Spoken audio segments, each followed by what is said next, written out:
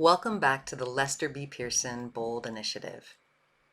Previously, we looked at how to make the most of formative assessments in blended online learning design. This time, we're going to take a closer look at how to shift summative assessment practices. Now, keep in mind that traditional assessments work well in a traditional classroom, but as you start to shift more towards a blended online learning environment, it's a moment to also shift how you think about and approach assessing student progress and student learning.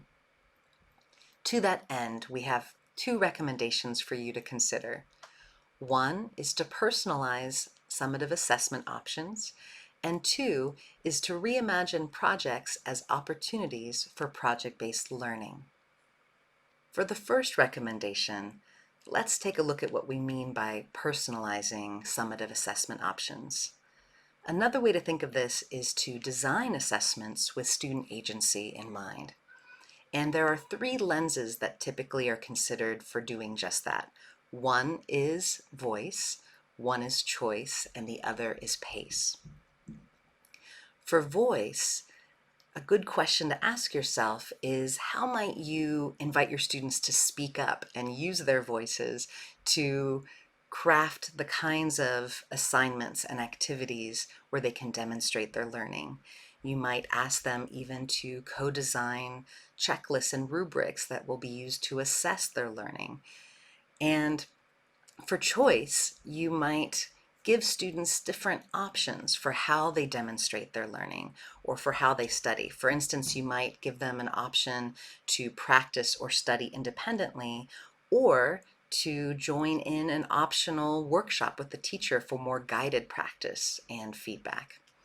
Another summative assessment choice you may give students is whether to give a presentation live or to do a pre-recorded narrated version of their presentation. And then for pace, this is where you might consider how to give students some more flexibility in how a project or an assessment is timed. You may have them design the timeline for their project and indicate when they would like to check in with you for feedback and when they're planning to turn in their final draft. But all of these different lenses basically allow you as the teacher to design assessments that help students move from passive learners to taking more ownership of their learning journey and being more engaged as learners. You're also giving them opportunities to practice important skills such as creativity and problem solving and adaptability. Skills like these transcend all of our disciplines and really will come in handy for our students in the future. Another way to think about personalizing assessment options is to think about how you currently approach summative assessments. Perhaps you give final projects, and what you could do going forward is to give students options for the kinds of projects that they engage in. Instead of telling them you will do a podcast at the end of this course to demonstrate your understanding, you might make that be an option, and they can choose between whether they do a podcast or a mini documentary or a live presentation. You may even give students guidelines and criteria, but then allow them to choose their own final project or to design their own final project. If you're someone who uses a lot of tests and quizzes for assessing students, then you might consider having students come up with quiz questions or test questions.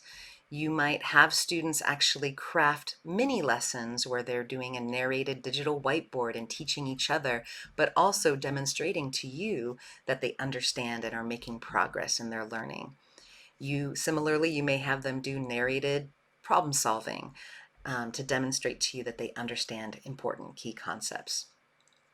You might also consider using a more gamified assessment approach or a collaborative assessment approach, or at least giving students options for doing that. If you're someone who already kind of thinks along the lines of looking at assessment through the lens of a portfolio and really looking at how students are making progress over the term or the school year, then you could certainly do more with double entry journals. You could have students do a Google site or a blog where they are documenting their learning journey and reflecting on it as they go throughout the year. You also might have students do a narrated screencast where they talk through and show examples of quizzes or tests or presentations or other projects and assignments that they've done, and have them give you a narrated tour and reflection of their own learning journey. And I think that's something I have done, and it's been remarkable to see students' perspective on that. Let's take a look at a few examples of personalized assessments. This first example comes from an interdisciplinary wilderness studies course. For the final project, students were asked to produce a podcast on wilderness and a theme of their own choosing. As you can see from the list of end results here, students really ran with this in so many different directions. They made connections between wilderness and horror movies, immigration, and even The Lord of the Rings. Now keep in mind, this is an example that really can be done in all disciplines, even in math. I have a colleague who teaches multivariable calculus, and she gives a very similar final project where students pick a concept studied in the course and make a connection to something, an area that they're passionate about or interested in. And they even can choose what format the end result takes, whether it's a podcast or a mini documentary or even a live presentation to their class. In this next example, we see students taking the lead in teaching each other and learning from each other. And so this is from a case studies in medicine course where students are regularly assessed throughout the course on their learning via student-narrated presentations. They get to choose a topic to dive deeper into, they research it, they prepare a slide deck, and then they record themselves giving a mini lesson with that slide deck. Their classmates review each other's movies, they give each other feedback, and then they need to refine their slides and their recording to produce a final version of their mini lesson. And students are assessed on how much progress they made between their rough draft presentation and their final presentation. This last example demonstrates how students can be assessed on their entire learning journey. This example comes from a public health course where students create a Google site at the beginning of the term that they then use to post ahas and takeaways throughout the course, as well as reflections on how their learning is progressing throughout the term. This can be done in all sorts of different ways in all sorts of different disciplines. You can use tools such as docs or slides or sites, Seesaw, you name it. But the point here is to engage students in not only demonstrating their learning progress, but then also reflecting on that learning journey and sharing that with each other and sharing that with their teacher. Let's look at the second recommendation for shifting summative assessment practices, and that is to reimagine projects as opportunities for project-based learning. Now, this topic is in the BOLD series because regular projects don't work as well in a blended online environment and approach the way that project-based learning or PBL does. Now, some think that projects and PBL are more or less the same thing, but they're not. There really are some key differences between the two. Projects, for instance, tend to be very teacher-led, and that's why we find so many projects in a traditional physical classroom. That's the space where teachers lead the learning and they lead the projects. But in PBL, we find that the projects are student-driven as well as inquiry-driven, and there are really engaging questions involved for students to dive into and engage with. Projects tend to be focused only on the end product, whereas PBL focuses both on the end result as well as the process and the learning and journey involved in getting there. Projects can be done as a solo independent project. They can also be done at home or at school, whereas PBL really is dependent on collaboration amongst students and collaboration with teachers and possibly with guest experts from outside of the classroom.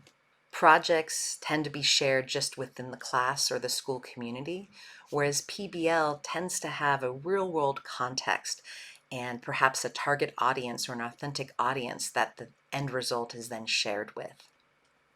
Let's take a quick look at a couple of examples that illustrate what PBL can be. In this first example, Welcome to the Neighborhood, we see students engage with a question such as, how can we help new friends or families get to know our community?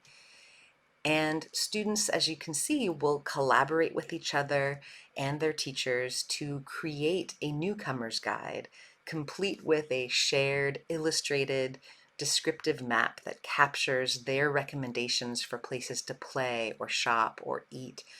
And students really do engage with a project like this where there will be an authentic audience. There will be families and new classmates who come to their school who would really benefit from using a guide and a map such as this.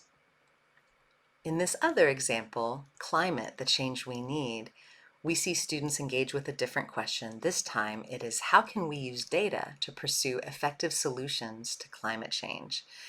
But even though the question is different, the process is fairly parallel, where we see students really engaging in an inquiry process, looking at a really powerful question, collaborating with each other, potentially collaborating with guest experts from the community, and then collecting data, exploring the costs and benefits involved in the solution that they have selected to dive deeper into, to then design an infographic, to then share with an authentic audience in their community to inspire them and inform them about how to take action.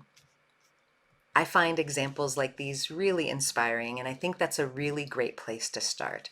These are just the tip of the iceberg. There are so many other examples to take inspiration from. So please do explore all sorts of different projects that are out there, from PBL Works, Edutopia, EL Education, High Tech High, EduCurious, to name a few. There's also an annual PBL World Conference for those of you who really want to do a lot more with PBL going forward. So hopefully this quick video has inspired you to think about some different ways that you might shift your summative assessment practices. Keep in mind that we have all sorts of resources and tutorials available for you in the quick links. So please do check those out as you consider how you might personalize assessments and how you might reimagine projects and turn them into more of a PBL approach. We also encourage you to share your examples for shifting assessment practices with the rest of the Lester B. Pearson community. Please do reach out and share your ideas and examples with us so we can include them in this site and in the quick links. Thank you so much for joining me in this video. Please do check out the other topics in this series and enjoy.